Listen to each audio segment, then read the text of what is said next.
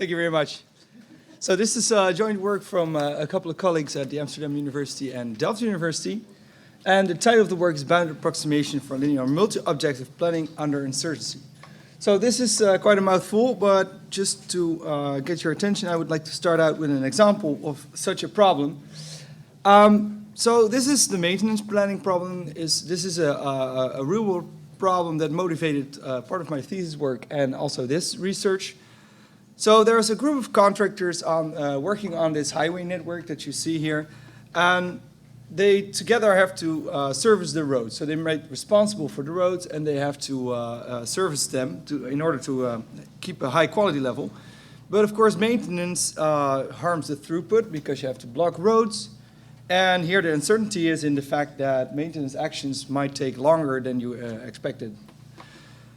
So additionally, it's also a problem that when multiple contractors block off roads, so concurrent maintenance in this case, causes, super additive delays in this case. So it's probably best to not do work together. And in this case, we have two objectives. So, of course, you have your cost. Each of these contracting agents or agents will want to maximize their profits, of course, but also they want to minimize the traffic delay that's on the network, because probably there will be a penalty or something like that. So what we want to do here is we want to find a policy or a contingent schedule, actually, that has the optimal expected value in both objectives. So this is not easy if you are dealing with multiple objectives. So in a survey by Roijers et al., they identified 3 cases for such a multi-objective problem. So three different strategies to solve this.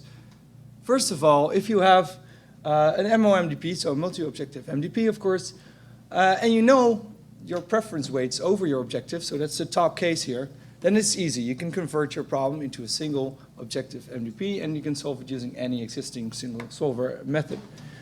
So then in the second case, in the middle row, there is, if you have a known scalarization function, so a function that converts objective preferences into some sort of reward or a scalar reward, then you can also use single objective methods, although you have to have an algorithm that first outputs a set of possible policies for multiple objective weights. And finally, the case that's not really interesting here, but also for completeness is included, if you do not have such a scalarization function, it's up to a human decision maker. So you present a set of alternatives and you don't know which one will be picked up front. But we focus on the case when there is such a scalarization function. So we know that over the weights we have some preference function, but we do not know exactly what weights will be preferred up front. So this is an important distinction. If you know your weights up front, you can do the single objective stuff, but we don't. We don't know this. So quickly, I'll discuss, multi-objective MP, probably familiar by the most of you, so I'll go over it. And a previous work on this, known as optimistic linear support. Finally, our contributions here are the approximate version of optimistic linear support and a scalarized sample-based incremental improvement method. Then with some experience, I'll compare these algorithms and, of course, concluding results. So MDPs are all familiar. In the multi-objective case, it's not really different, although the rewards are now vector-based, so an m-dimensional reward function here, or m reward functions, that is with m objectives, right? So this is also probably known by everybody here, expected value of a finite horizon MDP. We have a policy that maps states to actions, and the value is the expected value of this policy. And the optimal one is the one that maximizes the value over all decisions. So in a multi-objective setting, this is more complex. So you can't do a straightforward maximization here, because we have an expected value over each of the objectives, but you do not know in advance how these objectives relate. So we can only partially order a policy, so like a Pareto front or something like that. But if we have a scalarization function, in this case a linear scalarization function, we can, for each possible objective preference weight or objective weight, factor, we can compute a scalarized value and order them again, right? So this linear scalarization function is actually a quite natural thing to do. It expresses things like price per unit or, as I discussed previously, relative importance of these objectives. So maybe percentages of these objective importance. So if you have such a linear scalarization function, then you can focus on finding a set of policies that for ranges of weights optimize the scalarized value of the MDP, or the multi-objective MDP. So this is expressed, in the case of a linear value function, by a convex coverage set. So a convex coverage set is a set of policies and their associated values, such that for at least one, but probably regions of weights, this value of that policy dominates all others, the scalarized value, right? And then we can also define the value of such a convex coverage set as the value of the scalarized value of the policy that maximizes at that weight. So just to give you an example of what such a convex coverage set looks like. So on the x-axis we have the weight. This is a two objective example. So there's two weights and there is some value. There's no numbers here, so just to get the clear view of what this thing is. The red line is the convex coverage set. So this is the set of value. This is the value graph that spans for all weights. And the blue dots here are optimal policies that for, in this case, 5 optimal policies that for 5 regions of this convex set are the optimal ones that span these regions, right? Okay. So previously, how a method was devised to find such a convex coverage set, and that was by you just have an empty set and you expand on this set by adding, including new policies that are optimal at certain weights, and then if you have enough of these policies, you know that you have the optimal convex coverage set. So how do you know when to stop, or what policies suffice to build this convex coverage set? This is a theorem actually used in POMDP or POMDP literature, and it says that that the maximal error of your current partial convex coverage set must be in one of the corner weights or vertices of the piecewise linear function, the value function you saw here, the red line. So you have one such, this red line, and you know for sure that the error of your set is at least in one of those vertices of that function. And this proof you can find, of course, in Cheng's original paper, and in our paper it's also included, but I'll just show you by example what this means. So what AOLS does is we solve this a scalarized version of the MDP, so a single objective version with scalarized weights in these corner points only. And if we do this enough, and we iterate until the error is at least below some error that we want to specify, or 0 if you want to have the exact convex coverage set, then we know that we have the optimal CCS, or the bounded error CCS. So by example, the algorithm full outline can of course be found in the paper, but just to give you an idea of how this works. So we start out again with this similar graph that was shown before. We start with only the boundaries of this region. So we test for weights 0, 1 and 1, 0, and we compute an optimal policy for these points, and we compute the scalarized value, and based on the scalarized value we draw these value factors. So this is the value at that point times the weight that increases over the x-axis. So the blue lines here are the value factors, and now we have a partial CCS spanned by these blue lines. And we know that the error due to Cheng's theorem must be maximal in one of these vertices of this function. So for the 2 points we computed, we know for sure that there's no more error because we have an optimal solution there. So the other corner weight now, in the middle, is exactly where the error must be maximal. So we compute a policy also for that weight, and it might be somewhere over here. And we can draw a new line, and we have 2 new corner weights. So we continue this process, compute optimal policies, and we continue until either we're satisfied with this bounded error or have no more error left. And that might look something like this. So these blue dots here are the policies we needed to compute this convex coverage set. But actually, you can also prune a couple of these policies, because you compute a policy and you might achieve the same value that one of these policies that you already had in your set also achieved. And then you could include them, but it would be a duplicate, of course. So we remove those. And this is basically how you find an optimal convex coverage set using the AOLS algorithm. But optimistic linear support, they can produce a bounded convex coverage set, but we require an optimal MDP solver as the subroutine, or to compute these policies and their values. So this might be a problem in larger domains with large state spaces, and we want to preferably approximate these MDP values, right? So that's what we did. We introduced an approximate version of AOLS, that uses an epsilon approximation MDP solver to compute these policies and their values. And then you can define a sort of similar CCS that says that there's at least a policy value that is better than at least 1 minus epsilon times all the others. It's a lot of symbols here, but that's the takeaway message. So we can do this now. We can find such an epsilon CCS, and it is close to the optimal. It can be arbitrarily close to the optimal one, but it's much faster in practice. However, the Chang's theorem relies on the fact that you have optimal solutions in your subroutine, or in this case, optimal MDP solutions. So we have to modify this theorem a little bit in order to apply the same technique.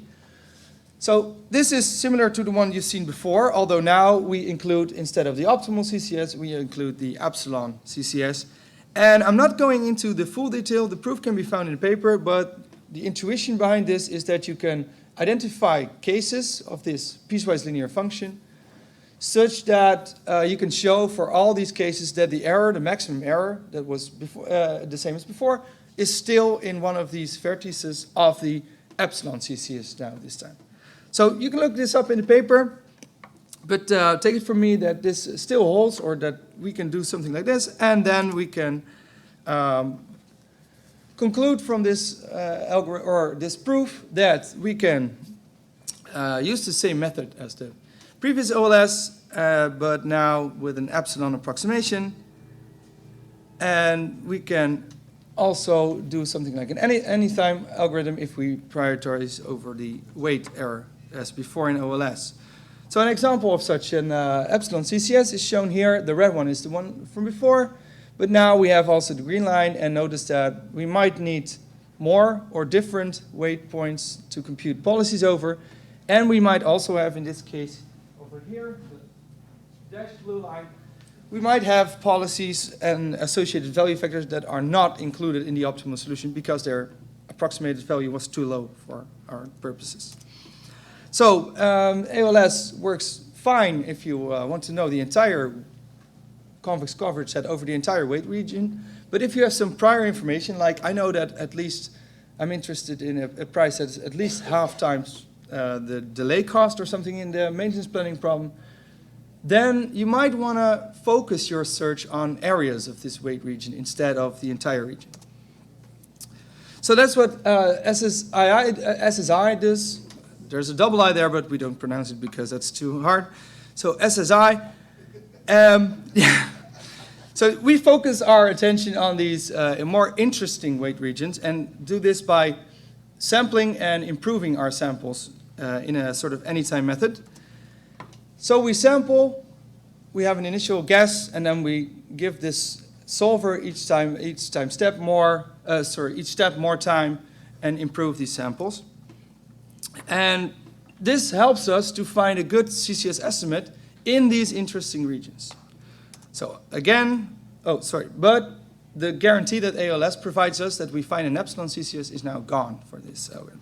So again, by example, recall the previous CCS. We sample here 6 points, and we find policies for them using only 1 second. So these are MDP values with just 1 second of runtime.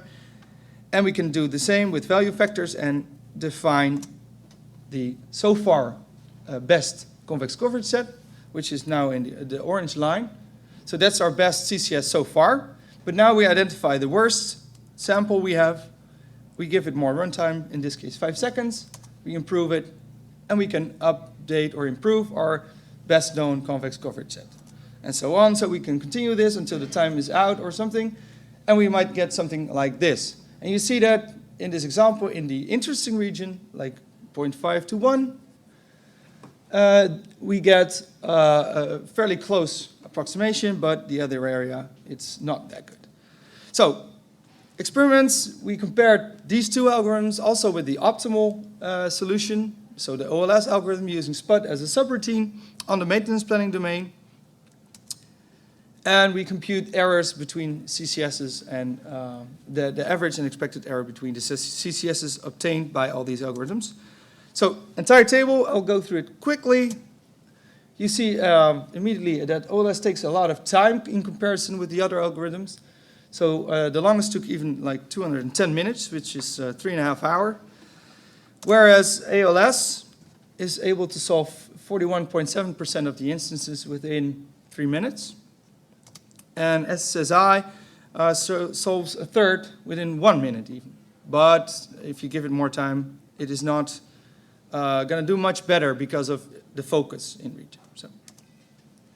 So when given a prior range of information, you can see that on the bottom, the SSI PR, which is with prior, reduces or has only a small error in comparison to the others, or smaller. More experiments are probably needed to verify this claim even more, but you can see that there is less error here. But if we look outside this range, it performs worse than both algorithms, which is typically to be expected of this algorithm. So to conclude, when you're solving a multi-objective MDP, and you have some sort of value or scalarization function, but you do not know what the preferences are up front, then you focus on this method that finds, when you have a linear scalarization function, then you can focus on a convex coverage set. And existing work already did this, but required optimal solutions, which is infeasible for large MDPs. And we introduced two anytime approximation algorithms that are also able to find a CCS, but much faster. And of these two, AOLS produces fast and guaranteed approximations of this CCS, while SSI performs better if you specify some prior information, but it has not the same guarantee that AOLS has. So for future work, interesting will be more experiments, of course, and especially I would like to focus on SSI with more objectives than 2, because when the region is rather small, you focus on SSI, focus on smaller regions. So when the region is small and you have a lot of objectives, it's probably going to do all right in terms of runtime and quality, whereas AOLS would probably require a lot more time now with dealing with more than 2 objectives. And both have interesting properties. Of course, the bound of AOLS and SSI can focus its samples better. So a combination of both would be interesting. And finally, something that is not clear from these experiments, but will become clear if you deal with very large MDPs, that evaluating the value function of an MDP is, of course, also very hard. And we would like to include something like an approximate evaluation of the value of an MDP. So that's it. I want to thank you for your attention, and I'm happy to take any of your questions.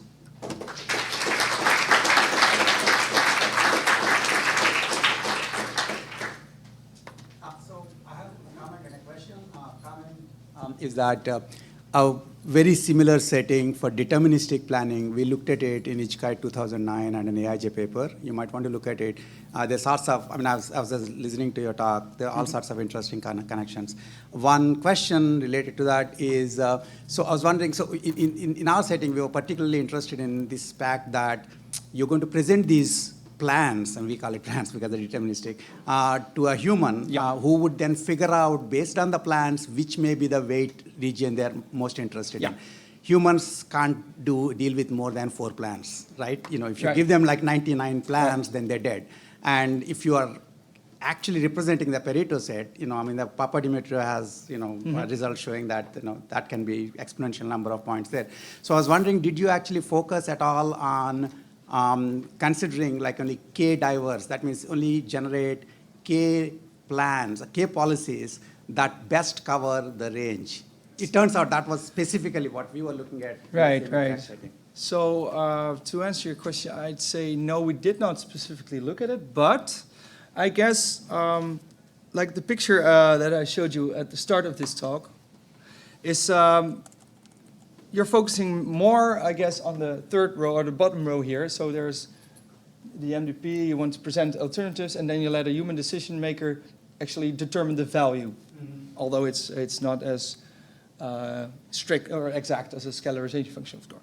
But you could, what you could do is use our method with the scalarization function, although you have a sort of, yeah, so you have a sort of preference weights. You take just normalized or unit, normalized unit probabilities, and then present for 4 or 5 regions. Like if you take this picture, you could slice this picture in 4 or 5 regions or interesting weight trade-offs. You could present those to the user to select the best choice one. Go on. Hi, thank you. I have a couple of technical questions, but I'll take them offline. Sure. It looks like you're working on an interesting problem, and the question is on the motivation. So, do you really think, or from your experience with people that actually care about this problem, that they actually can weight apples and oranges? Yeah, it's a good question. How to like operationalize these objectives is always a hard problem. So I have some background also in traffic. Well, not me myself, but in this work there's also a background of traffic engineering. And for instance, in this domain, the maintenance planning, there is a sort of cost per hour lost in traffic, right? So these delays, you can sort of compute an economic value of delay, and then you can make this trade-off on the monetary scale. They actually do that, yeah. Wow. Yeah, this happens. So we should talk. Right. You just answered my question. Oh.